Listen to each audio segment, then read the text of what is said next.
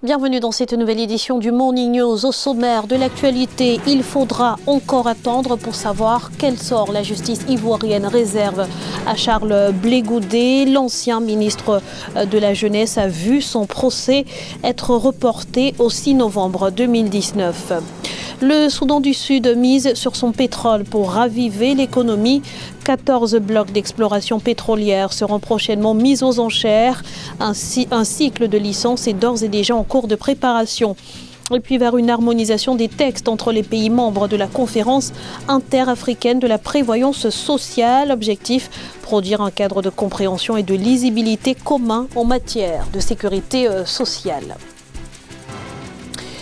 Mais avant de développer ces titres, un nouveau gouvernement vient d'être nommé par décret présidentiel en Guinée-Bissau. Décret qui intervient après le limogeage du gouvernement de Aristide Gomes par le président José Mario Vaz, candidat à la présidentielle du 24 novembre et dont le mandat a expiré en juin 2019. Le nouveau premier ministre Faustino Foudout Imbali vient de constituer son cabinet. Nous reviendrons sur cette information dans nos prochaines éditions. Au Bénin, la justice a tranché et a déclaré un non-lieu dans la procédure relative au décès survenu dans le cadre des violences post-électorales d'avril 2018. Les rapports d'expertise n'auraient pas permis au juge d'instruction de déterminer les responsabilités, alors que l'opposition a toujours affirmé que les victimes ont été fauchées par des tirs à balles réelles. Un médecin légiste commis pour autopsier les dépouilles n'aurait trouvé aucun projectile. Rappelons que les violences post-électorales sont survenues dans plusieurs localités du Bénin et avaient coûté la vie à plusieurs personnes, dont la seule ville de Cotonou. Le procès de Charles Blé Goudé, une nouvelle fois reporté en Côte d'Ivoire, un report à la demande des avocats qui souhaitent produire une pièce jugée essentielle au dossier. L'ancien ministre de la Jeunesse, acquitté en première instance de crimes contre l'humanité par la Cour pénale internationale, sera jugé pour crimes contre les populations civiles et les prisonniers de guerre. C'est un reportage d'Oliva Diacotan, notre correspondant en Côte d'Ivoire.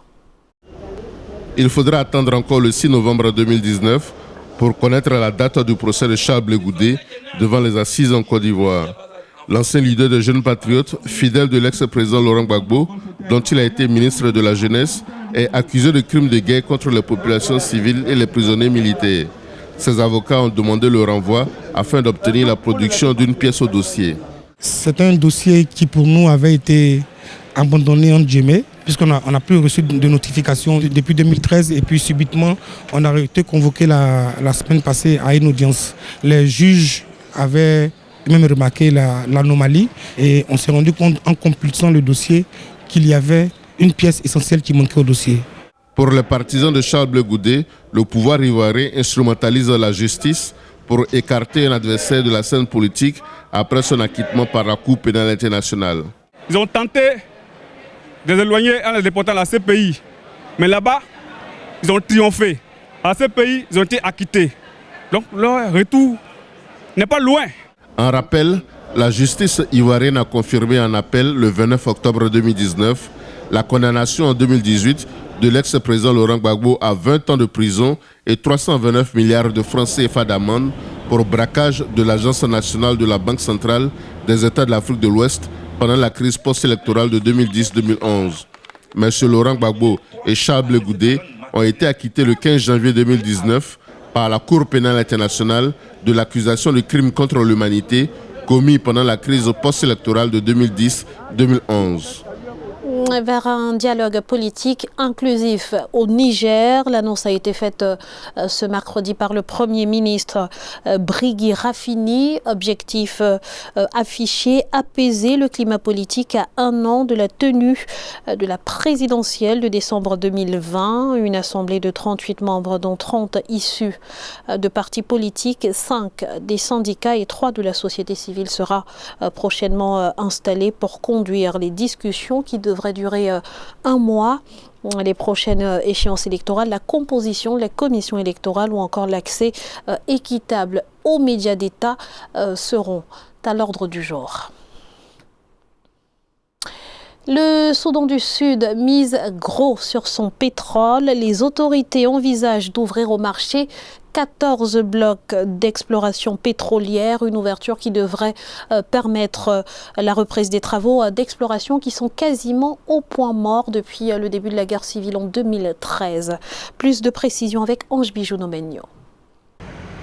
Le Soudan du Sud veut valoriser ses réserves pétrolières. Dans un communiqué rendu public, le pays a révélé qu'il compte mettre aux enchères 14 blocs d'exploration de son pétrole pour pouvoir relancer le secteur. Un cycle de licence est d'ores et déjà en cours de préparation pour mettre en œuvre ce projet. Ça apportera forcément un bonus en termes de revenus, mais la question est celle de savoir si finalement ces revenus-là, utilisés même pour les projets de développement, ont la légitimité dans le cadre d'un contexte politique illégitime. On ne peut pas espérer que le pétrole à lui seul apporte de la richesse au Soudan du Sud. Il faudrait qu'on pousse le processus de démocratisation, le processus de développement social. Les travaux d'exploration sont quasiment au point mort depuis le début de la guerre civile au Soudan du Sud. Les réserves qui seront découvertes devraient permettre au gouvernement de planifier un boom pétrolier dont les retombées seront positives pour l'économie. Je pense qu'en même temps qu'on doit pousser pour parvenir à des accords de paix, en même temps on doit pousser pour arriver à un stade où le pays a très peu besoin de ressources extérieures et peut se prendre en charge lui-même, tout en espérant que les deux ambitions vont se croiser à un moment et permettre un développement harmonieux pour les populations du Soudan du Sud. Le gouvernement sud-soudanais a besoin de 3 milliards de dollars d'investissement dans le secteur pour relancer l'économie nationale. D'ici la fin de l'année 2019, le Soudan du Sud compte multiplier par 3 sa production de pétrole qui est actuellement de 350 000 barils par jour pour la faire passer à 1 million de barils par jour. Au Zimbabwe, les autorités veulent sanctionner les actes de vandalisme sur les installations électriques qui sont hautement préjudiciables pour l'économie. La proposition de loi soumise au Parlement prévoit une peine allant jusqu'à 30 ans de prison pour les personnes incriminées. Les détails avec Victoria Sedi.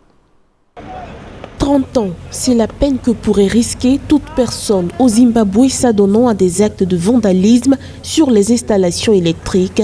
Selon l'entreprise nationale de distribution de l'électricité, les attaques sur les transformateurs génèrent plus de 40 millions de dollars de pertes, alors que le déficit national en énergie estimé à 2100 MW oblige le Zimbabwe à importer par mois jusqu'à 14 millions de dollars d'électricité. J'ai fait une proposition au gouvernement qui la transmettra au Parlement. Nous avons besoin d'une législation permettant de condamner ceux qui endommagent et qui volent les infrastructures de la ZESA à 30 ans de prison. Principalement affecté, le ministère de l'Énergie espère à travers cette mesure venir à bout de cette situation handicapante.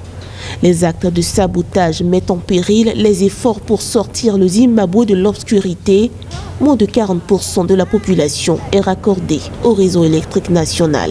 À mon sens, c'est la deuxième phase. Une première phase a eu lieu. On a prévenu les gens. Le code civil est là pour ça. Vous savez très bien que dans un environnement, les gens ne sont pas très éduqués. Il y a ce que nous appelons souvent la théorie des 2 P. C'est-à-dire quand vous ne touchez pas à la poche, il faut toucher à la peau. Même les défenseurs des droits de l'homme, dans l'obscurité, ils n'auraient rien à dire. Sans électricité, tout est à l'arrêt. En zone rurale, les défis sont plus énormes car près de 80% de personnes sont encore plongées dans le noir. 42,5 millions de dollars sont nécessaires selon l'exécutif pour mettre fin au délestage.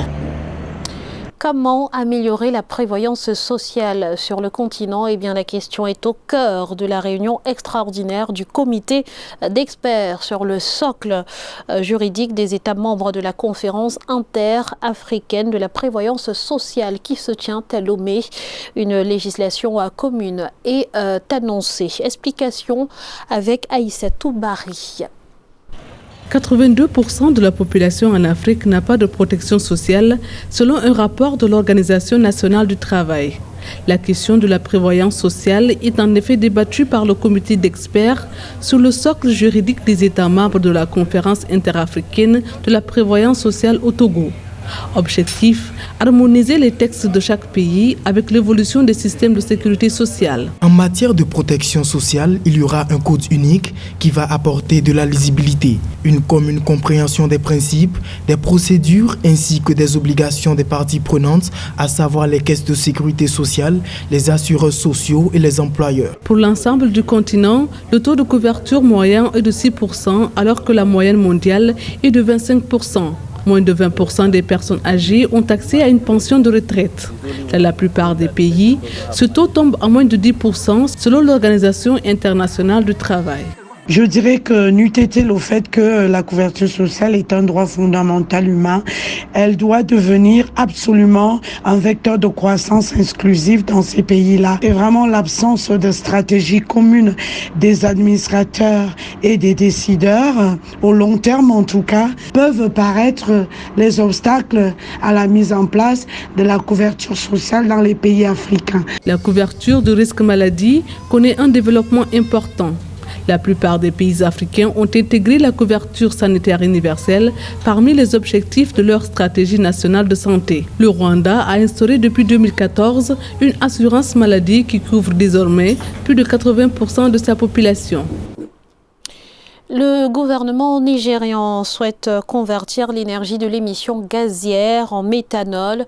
Cette substance présente en effet plusieurs avantages. Elle peut notamment être utilisée comme carburant.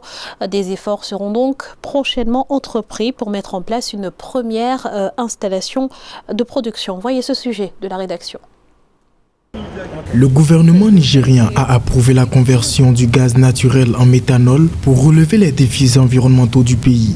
La production de méthanol à partir de gaz est une voie prometteuse pour l'obtention de biocarburants. Le Nigeria veut donc capter le gaz issu du torchage pour produire le combustible qui sera ensuite utilisé dans plusieurs domaines de l'économie, notamment dans le transport et l'industrie. Dans le delta du Niger, le brûlage du gaz crée beaucoup de problèmes environnementaux. C'est une préoccupation majeure pour l'administration qui a décidé que ce gaz sera converti en méthanol qui peut remplacer le diesel pour les camions ou pour tout autre moyen de déplacement. Paradoxalement, le pays continue à brûler entre 40 et 60% de gaz associé, soit 23 milliards de mètres cubes chaque année, économiquement évalué à 2,5 milliards de dollars par an. Le torchage pompe plus de 400 millions de tonnes de carbone dans l'atmosphère chaque année. En 2004, le Nigeria brûlait 23 milliards de mètres cubes de gaz, faisant de lui le deuxième responsable mondial du rejet de gaz. Nous devons savoir que le torchage va à l'encontre de toutes les initiatives